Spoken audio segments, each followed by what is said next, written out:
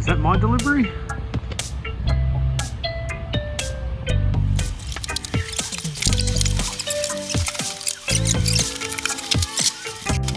Alright, achievers, by now you've seen the title, you've seen the description, and you've seen a certain level of idiocy that we can't quite comprehend with, you know, Pete's 48-year-old back.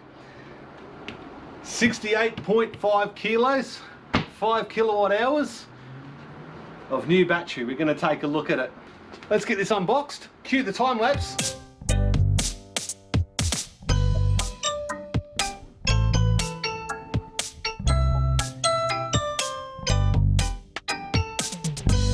We've got a cardboard box, we've got a wooden box, we've got another cardboard box, we've got another cardboard box. I ended up having to tape it all back up again so it wouldn't fall out.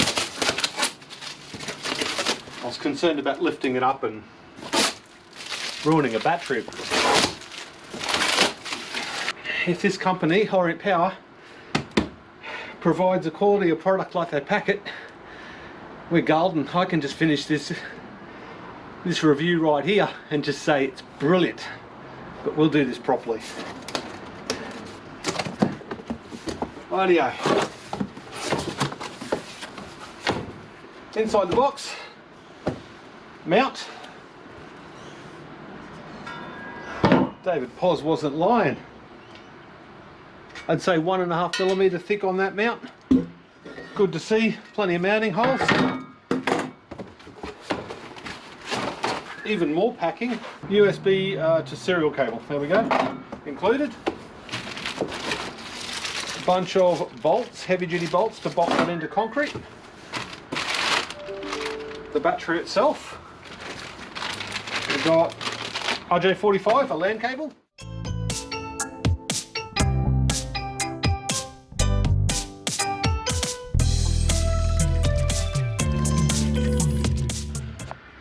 It's beautiful. Got to be one of the most attractive batteries I've seen. I know that sounds a little bit weird, but geez, you see some ugly contraptions. Super happy with that. Spring-loaded handles on the side. The Inspire Trust. Another two nice big handles along the bottom there, and another one on the other side.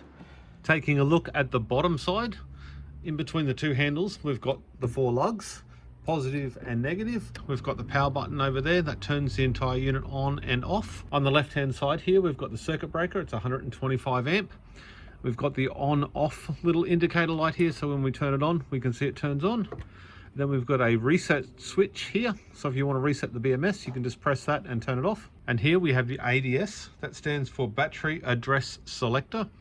So that allows you to have multiple batteries in a row, and then within the software, which I'll show you in a second, you can differentiate between the actual units themselves, the batteries. To the right of that, we've got the DCT, and that is 2 dry loop contacts. And then we've got the RS485 communication and CAN bus.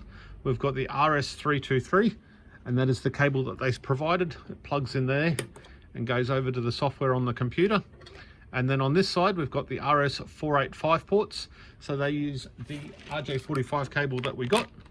And if you've got multiple units, you daisy chain all of the inverters together, so the BMSs talk and they all work as one rather than separate units. To configure up the RS323 cable and the blue USB cable there, we go head over to the OP Solar Battery website.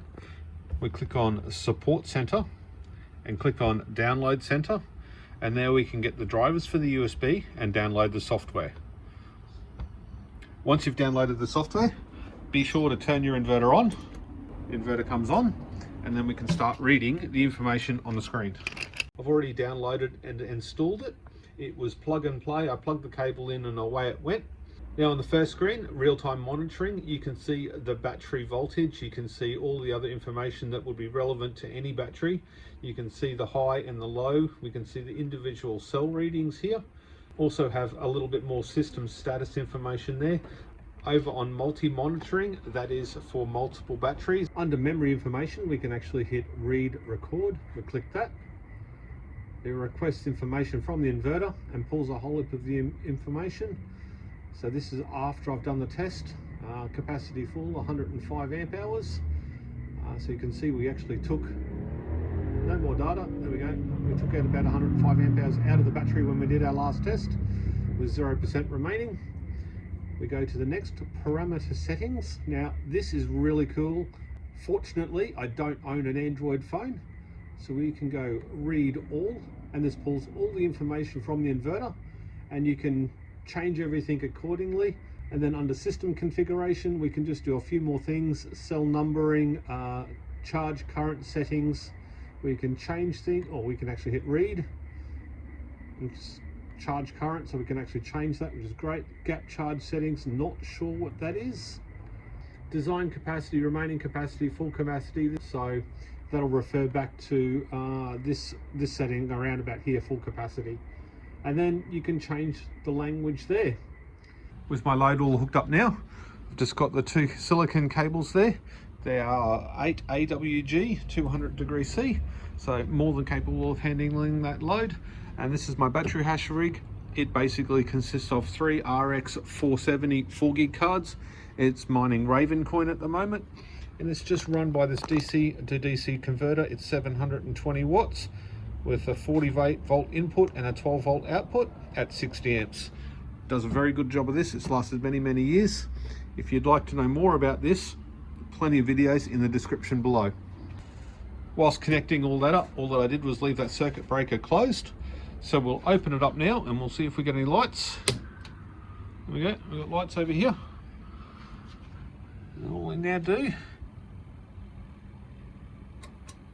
is turn that on, and in about 5 minutes that'll come live and we'll start mining. Whilst that load is booting, we've just got about 1.5 amps of current being drawn from the battery. So we'll come back in about 5 minutes once that's finished loading and connecting to the internet. A couple of minutes later, the mining rig is up and running. So again, just power cables into it, turn it on. It's all wireless, so it just connects up to the internet like that using EthOS. And then over here, we've got remote in. So we're running at, what is it, 20.1 hash rate. And then on this side, we're pulling about 7 amps almost. So about 6.5 amps. It's going up and down a little bit. So we go 6.5 amps times 52 is about 350 watts. At that current load, I would expect to see about 15 hours of runtime.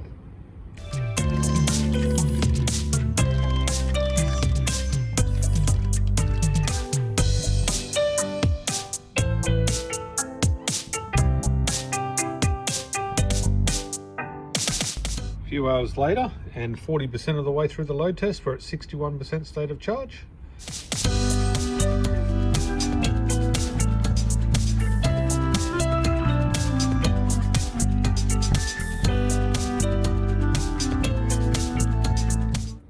Over a matter of about 6 to 10 minutes after we have got to 3% state of charge, already passing 100 amp hours of capacity, which I'm very happy to see, even though that is within their own software. I will verify that at a later date as well. But you can see cell 1 goes yellow first, indicating that it's low voltage, and then all the rest go yellow over the next 10-ish minutes, followed by cell 4 last. When at that point the SOC changed to 0% and the battery hasher shuts down, and it concludes this capacity test. If anybody was interested, that test netted us about 18 cents worth of Ravencoin for approximately $1.25 worth of electricity. Boy, that's got to be worth it. Now, with the first of what I think is many tests on that battery, I get to pull it apart. Let's take a look inside.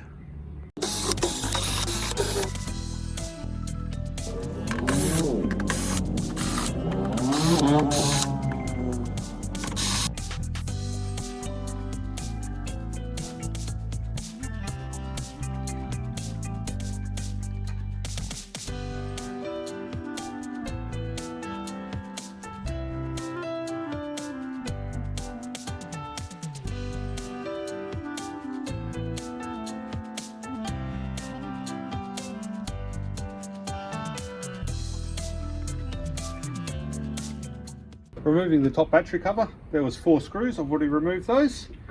Lift that off nice and carefully.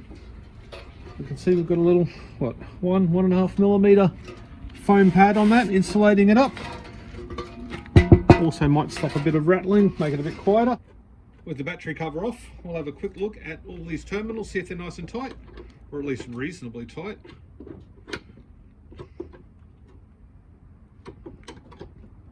Nothing there moved very much. I'll just give them positive on here. It's no torque wrench, but I'm happy that these are all nice and tight. They don't move around at all. So I'll pop this front panel off and we'll see if we can get to that BMS and take a look down there before we have a look at the batteries.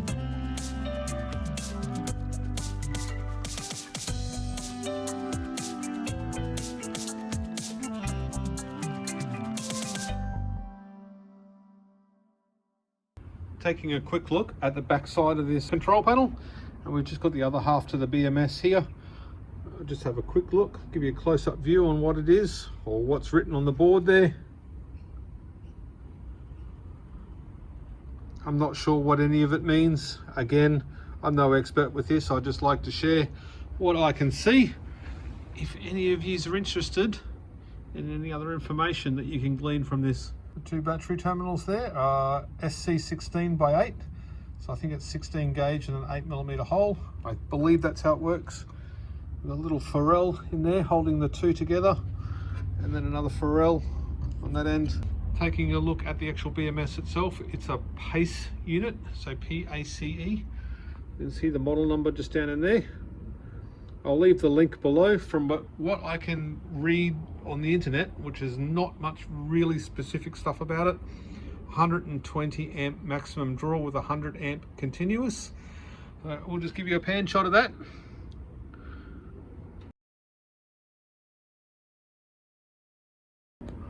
It's got the balance leads that come across the top there, worked into that BMS loom. We've got 4 temperature sensors, 1, 2, 3, 4, evenly spaced out over the battery. I believe the BMS has 2 more temperature sensors built into it that can be viewed both by the screen and by the software. Yeah.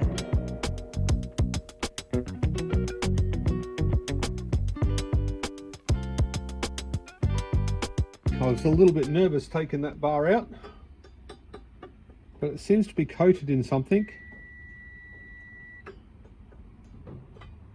to make it a little bit safer, so that's good to see. Not that I would expect too many people will be pulling this battery apart to take a look, but if you had to do some maintenance on it, knowing that that's sort of insulated is a good thing. Oh, and there's even some rubber on the bottom there. Now hopefully all that I have to do is take a couple of bus bars off at that end and we'll be able to pull the battery out. Take a look.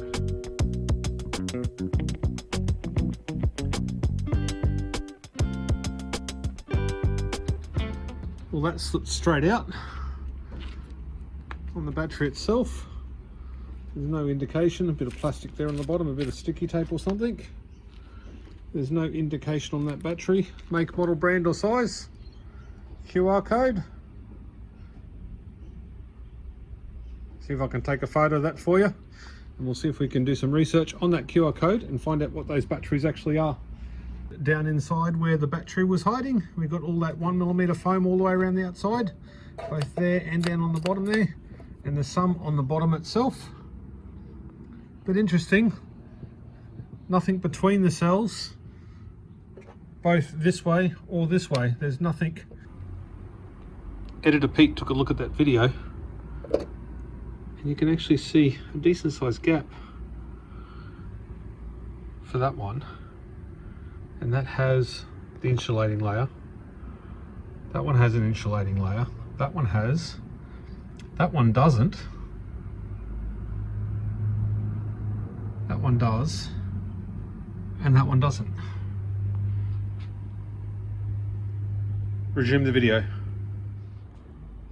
With this sellout, I think we should take the opportunity to put it on the iCharger X8 and do a discharge capacity test on just one cell. And I think this was cell number 1. Actually no, cell number 1 would have been down here I should have taken out cell number 1 because that was the lowest cell. It would have made a good test. So this is likely cell number 8. Let's run a quick capacity test on this little battery and see what we come up with. We've got 2.955 resting voltage. Let's see what it is when it's done. Set it to 20 amps. Should take about 5 hours to charge up, and then we can do a discharge test. Just had another thought. 6 minutes in, I'm going to change it down to 10 amps because that cell's not compressed. So I don't want to put too heavy a load on it. I think that might pay dividends. I think that's a better idea. Recharging took just over 10 hours and we're at 99.937 amp hours. Let's hit discharge and see what we come up with. It's a little bit redneck, but I did decide to compress the cell. I'm sure it goes well on that Mini. So I compressed the cell just a little bit. I ended up running the test at 30 amps. And drum roll please, we got 101.87 amp hours. And that was down to 2.8 volts. The same voltage as what the BMS within the actual battery itself uses. So that is a result. And the test actually ran for 3 hours and 24 minutes. Before I put this battery back together again, I thought it was prudent after editing this video to take yet another look at these cells and try and work out what's going on. I did say that that didn't have any insulation in between that one, and it definitely doesn't. And it definitely doesn't here. But what concerned me a little bit was that gap there. I don't think it's a problem, as the unit is designed to stand up and be hung on a wall. So the weight would be coming all the way down, and that would likely compress those cells. Couldn't quite let this go. And in other news, you can actually stand it on the handles, as long as you take the nuts, the screws out of that. But looking at this battery, I'm hoping I'm being steady enough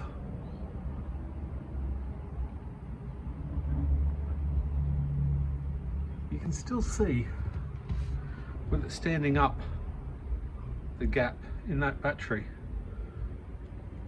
Well, what I'll do is I'll release this video and I'll reach out to the company and ask if there's any reason for this. Is this a shipping from the other side of the world and it moved, which is entirely possible. Whether those insulators were forgotten or deliberately not put there. And I'll put the response in the video description below, unless by the time I edit this and they reply, and then I will include it in the video. I was about to wrap this video up. I put the battery back together again and started watching back and started editing the last part of this video. The battery, there looked like a gap at the bottom of the cell, sort of right about here. And I assumed that was from shipping and it had moved around a little bit and there's a bit of a gap there, and I thought that was completely normal. I stood it up, the gap was still there. There's a gap at the top, but that's just how I put it back together again, so I want to go back and fix that as well. But I reached out to Orient Power and they replied really quickly with this response, and they basically showed me the tolerances and stuff like that. Now I also showed some other tubers that do a lot of reviews and stuff. They pointed out that it's possible that one of the cells has expanded. So I'm going to pull it apart and grab that cell out, and hopefully I can get through to the end of this little part of the video and go, well, and still be as impressed as I am with it. I mean, I love it. I think it's a complete unit. It's got everything I want. It's got protection. It's got a mounting system. It looks great. It looks aesthetically pleasing. It's got good terminal connections. It's got good communications. It's got a circuit breaker. It's got a BMS. It's a complete system. We've got to check those batteries. So without any further ado, let's do another time lapse.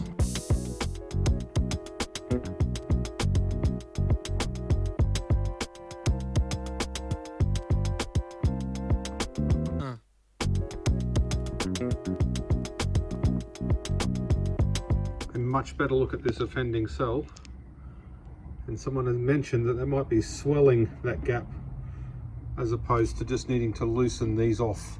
and let it all settle. You'd think it would be settled in at this side too. So this bit's my problem. That's how I put that back together, so not too concerned about that. But there's still no insulator there, and there doesn't appear to be insulator here, so I'm going to pull that out as well. I don't know if you need this in real time. I may actually put this on as a private video. If you want to see this in real time, I'll release it as a private video in the link below, but otherwise for everybody else I'll just fast forward it.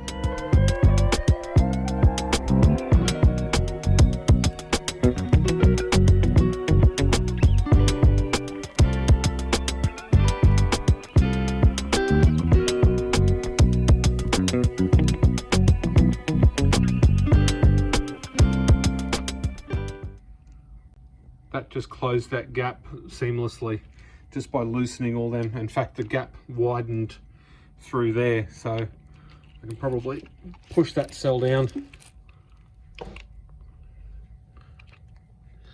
Yeah, so I'm going to call that issue a shipping issue from the other side of the world. Look, it's completely expected. Now I also want to pull apart this cell here and find out if there's the insulating material in there, which there doesn't appear to be, but their email did explain that it could be a little bit lower. No.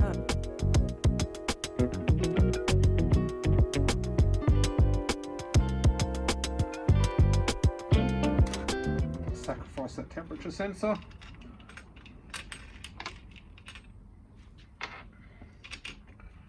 And remove this cell. And this is the last thing saying that I like or don't like about this battery. And